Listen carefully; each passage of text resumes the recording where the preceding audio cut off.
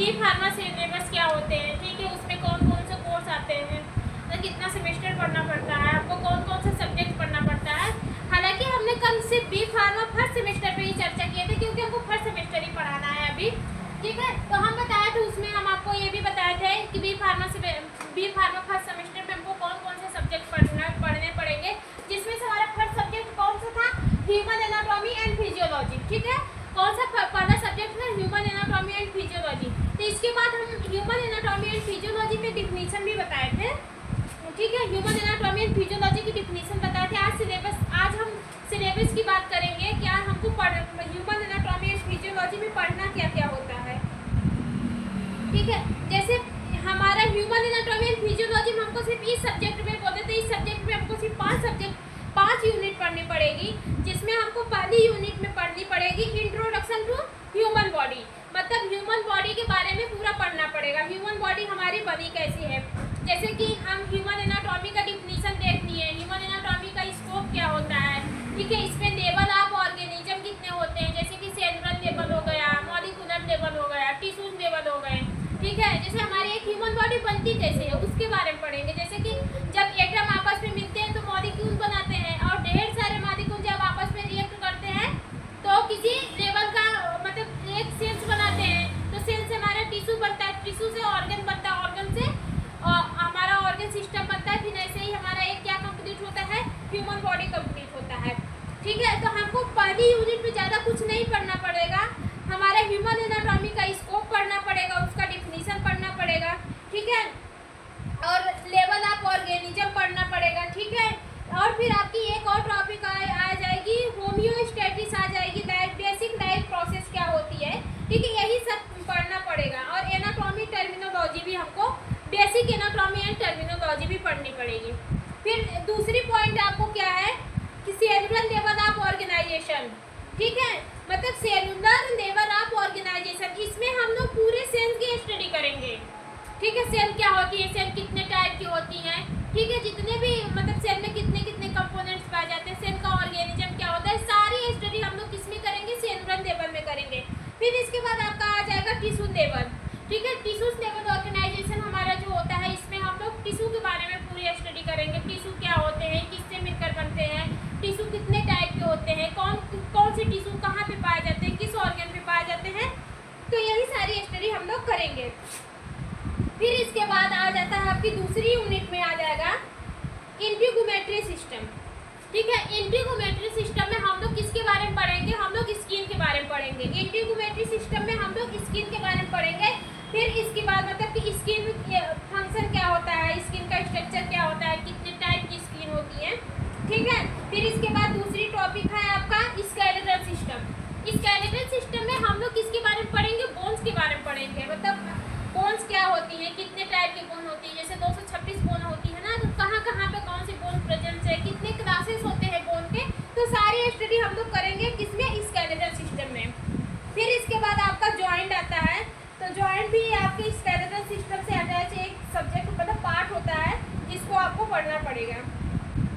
फिर आपकी तीसरी यूनिट में पढ़ना पड़ेगा बॉडी फ्लूइड एंड ब्लड, मतलब ब्लड क्या होते हैं, बॉडी फ्लूइड क्या होती हैं, ठीक है। फिर लिम्फेटिक सिस्टम पढ़ना पड़ेगा। लिम्फेटिक के बाद फिर चौथी वाले यूनिट में आपका आ जाएगा पेरिफेरल नर्वस सिस्टम, ठीक है। एक तो आपका नर्वस सिस्टम होता है, मतलब एक आपका सीएनएस होता है, पीएनएस, सीएनएस को कहते हैं सेंट्रल नर्वस सिस्टम, और पीएनएस को कहते हैं पेरिफेरल नर्वस सिस्टम।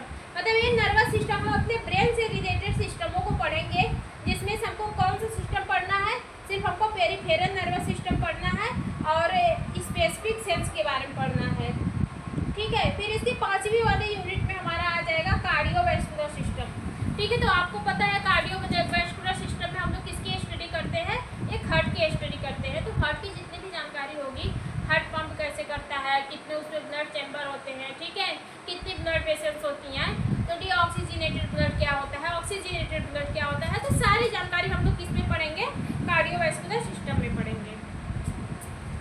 तो आते हैं अपने टॉपिक पे, स्कोप ऑफ, देखिए हम लोग पढ़ चुके थे, पहले हम पढ़े थे introduction to human anatomy and physiology, जिसमें हम ह्यूमन एनाटॉमी एंड फिजियोलॉजी की डिफिनीशन बता दिए हैं, लेकिन वो डिफिनीशन हमारे scope of anatomy and physiology में यूज होगी। तो देखिए कहाँ पे कैसे होता है, देखिए जो हमारे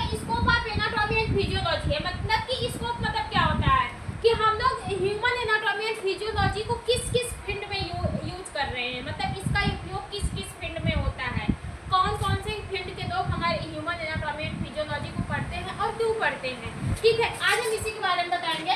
तो देखिए, एनाटॉमी एंड फिजियोलॉजी, हमने आपको बताया था कि जो हमारा एनाटॉमी और फिजियोलॉजी होते हैं, ये क्या होते हैं, हमारे बॉडी के स्ट्रक्चर के मतलब हमारे बॉडी के स्ट्रक्चर और फंक्शन के बारे में जानकारी देते हैं।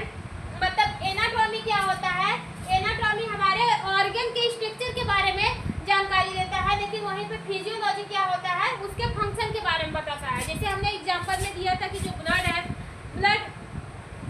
जो हार्ट है, ठीक है, हार्ट क्या है, हार्ट का स्ट्रक्चर हम लोग किसमें पढ़ेंगे, एनाटॉमी में पढ़ेंगे। लेकिन हार्ट का काम क्या है, हार्ट क्या करता है, हार्ट ब्लड पंपिंग करवाता है। तो जो ब्लड को पंपिंग करवाता है वो क्या है, वो हमारे हार्ट का फंक्शन है। वो हमारा फंक्शन हम किसमें पढ़ेंगे, ये फिजियोलॉजी में पढ़ेंगे। तो देखते हैं, देखिए क्या बोला, anatomy and physiology provide the information about different body part and their function. मतलब यही कह रहा है, ये वाली टॉपिक ये करी है कि जो हमारा ह्यूमन एनाटॉमी एंड फिजियोलॉजी है, वो हमारे बॉडी के जितने भी पार्ट होते हैं उसके इंफॉर्मेशन को प्रोवाइड करने के साथ साथ उसके फंक्शन को भी प्रोवाइड करती है। ठीक है, मतलब फिर इसके बाद क्या आ जाता है, एनाटॉमी। अब एनाटॉमी बताए, एनाटॉमी एक ऐसी ब्रांच होती है जो डील्स करती है different organ of the human body. बताया ना, it is the branch of science, देखो क्या है, it is branch of science that deal structure of different organ of the human body.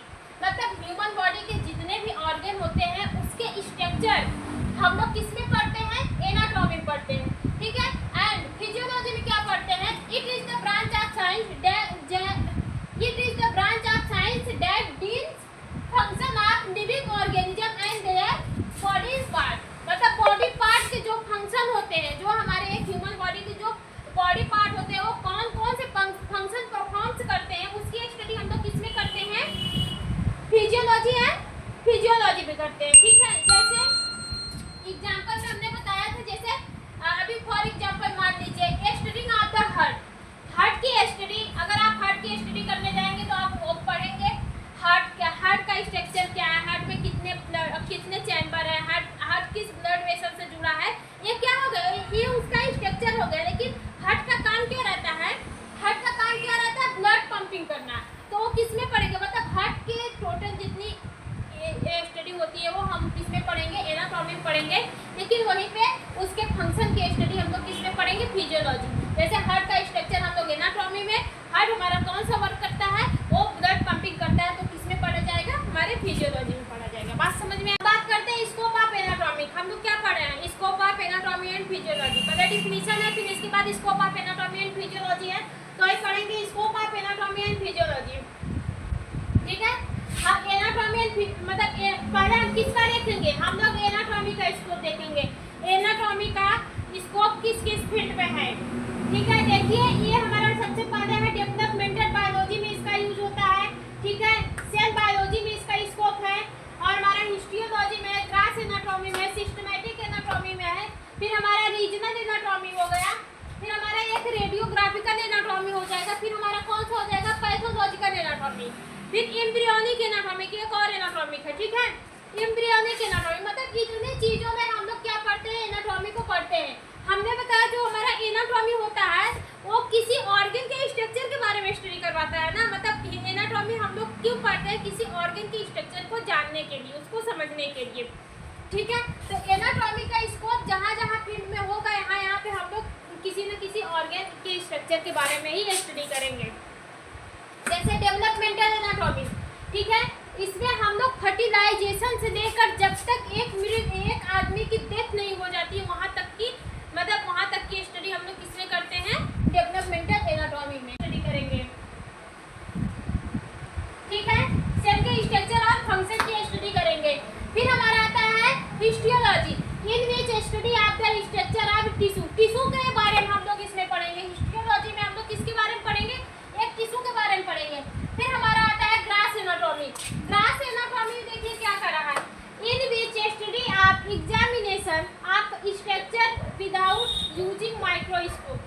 मतलब हम लोग इसमें स्ट्रक्चर का एग्जामिनेशन करते हैं विदाउट यूजिंग माइक्रोस्कोप, मतलब बिना माइक्रोस्कोप से। ठीक है। मतलब ग्रास एनाटॉमी क्या कर रहा है, मतलब हम लोग यहाँ पे किसी ऑर्गन स्ट्रक्चर के बारे में पता करते हैं जहाँ पे हमको माइक्रोस्कोप की जरूरत नहीं होती, मतलब विदाउट माइक्रोस्कोप से करते हैं। फिर हमारा आता है सिस्टमेटिक एनाटॉमी। सिस्टमिक एनाटॉमिक में क्या बोल रहा है, in which study of the specific system of the body. समझ रहे हैं, मतलब सिस्टमिक एनाटॉमी में हम लोग किसी वन स्पेसिफिक सिस्टम, मतलब किसी वन सिस्टम ऑर्गन सिस्टम के बारे में जानेंगे। जैसे हमारा नर्वस सिस्टम हो गया, ठीक है, वास्कुलर सिस्टम हो गया, ठीक है, इंडोक्राइन सिस्टम हो गया, और हमारा कौन सा सिस्टम हो गया, रिस्पिरेटरी सिस्टम हो गया, डाइजेस्टिव सिस्टम होगा। किसी स्पेसिफिक सिस्टम मतलब किसी वन स्पेसिफिक सिस्टम पे हम लोग किसी वन सिस्टम पे हम लोग बात करेंगे, चाहे वो जो हो सकता है नर्वस हो गया है और रिस्पिरेटरी हो जाएगा, चाहे कोई भी सिस्टम हो जाएगा, ठीक है। फिर इसके बाद है रीजनल एनाटॉमी, ठीक है। फिर इसके बाद आता है रीजनल एनाटॉमिक, रेडियोग्राफिकल एनाटॉमिक और पैथोफिजियोलॉजिकल एनाटॉमिक, इसको हम आगे बताते हैं। अब तक अभी हम किसका स्कोप देखे हैं, एनाटॉमी का स्कोप देखे हैं, अब फिजियोलॉजी का स्कोप देखेंगे।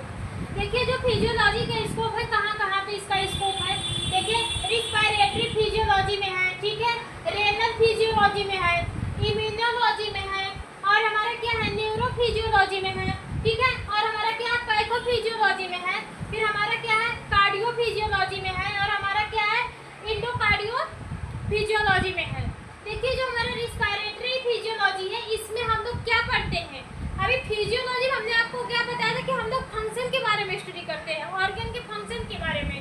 तो इसमें भी हमारा जो है रिस्पिरेटरी फिजियोलॉजी, इसमें हम लोग रिस्पिरेशन के बारे में पढ़ेंगे, ठीक है। इसमें जो हमारा लंग्स है वो कैसे वर्क कर रहा है, और लंग्स के साथ साथ जो एयर वे है वो कैसे वर्क कर रही है, मतलब कैसे अपना फंक्शन शो कर रही है, उसके बारे में पढ़ेंगे। फिर हमारा रेनल फिजियोलॉजी में हम लोग किडनी के फंक्शन के बारे में पढ़ेंगे, मतलब किडनी के फंक्शन के बारे में पढ़ाया जाएगा, जानकारी दी जाती है। इम्यूनोलॉजी में हम लोग पढ़ेंगे जो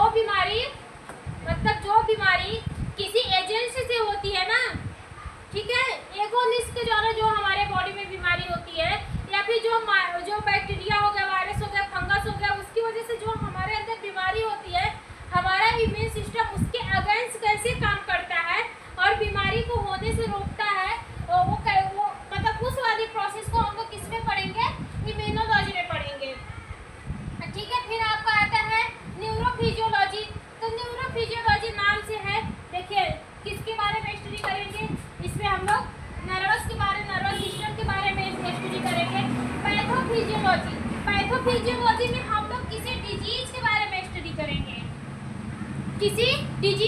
में स्टडी करेंगे, हमने वहाँ पे जो बताया था ना, वो हम लोग डिजीज के ऑर्गन के बारे में स्टडी करते हैं कि एक बीमारी होने के बाद जो हमारा क्या था, पैथो एनाटॉमी था ना, तो उसमें हम लोग ये बताए थे कि बीमारी जो हो जाती है तो उसके हमारा ऑर्गन का स्ट्रक्चर कैसे चेंज हो जाता है, उसके बारे में स्टडी करते हैं। लेकिन हमारा जो पैथोफिजियोलॉजी होता है, इसमें हम लोग डिजीज के बारे में पढ़ते हैं, कौन सी डिजीज हमारे किस अंग पे हो रही है, बीमारी के बारे में हम लोग पढ़ते हैं।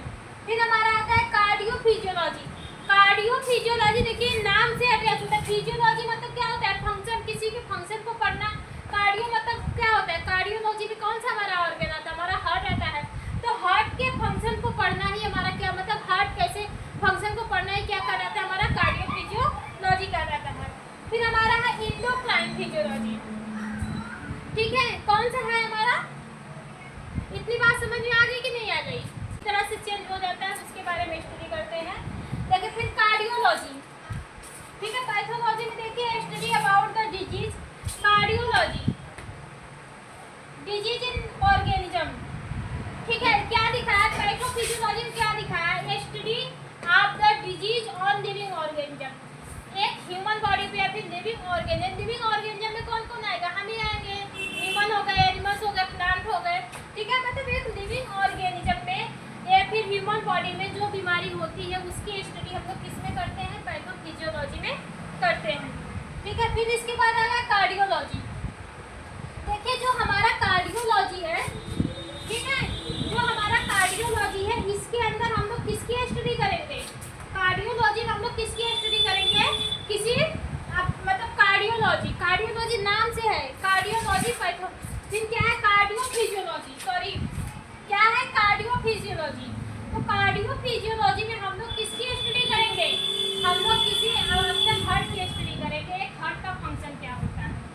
ठीक है, इन विच लिख ही देते हैं, in which study about the function of heart, functioning of heart, ठीक है, फंक्शनिंग ऑफ हार्ट। फिर हमारा क्या आता है, एंडोक्राइन फिजियोलॉजी, ठीक है। फिर हमारी कौन सी टॉपिक आती थी, एंडोक्राइन फिजियोलॉजी। हमने क्या बोला था कि जो हमारा एंडोक्राइन फिजियोलॉजी होता है, जो हमने क्या बताया कि जो हमारा एंडोक्राइन फिजियोलॉजी होता है, हम लोग एंडोक्राइन में किसकी स्टडी करते हैं, किसी हार्मोन्स की स्टडी करते हैं। लेकिन इसके आगे क्या लगा है, फिजियोलॉजी लगा है, तो हम लोग और हार्मोन्स के फंक्शन के भी बारे में जानेंगे, ठीक है। क्या बोला, एंडोक्राइन फिजियोलॉजी, ठीक है। जो हमारी एंडोक्राइन फिजियोलॉजी होती है, इसमें हम लोग किसकी स्टडी कर देंगे, in which study about the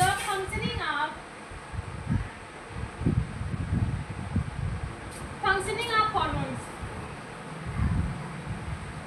ठीक है। किसकी स्टडी करेंगे, फंक्शनिंग ऑफ हार्मोन्स। एक हार्मोन्स का फंक्शन क्या होता है, हार्मोन्स हमारे बॉडी को कंट्रोल कैसे करती है, कहाँ से सिक्रीट होती है, सबकी स्टडी हम लोग किसमें करेंगे, एंडोक्राइन फिजियोलॉजी में करेंगे। आज के लिए इतना ही, फिर मिलते हैं।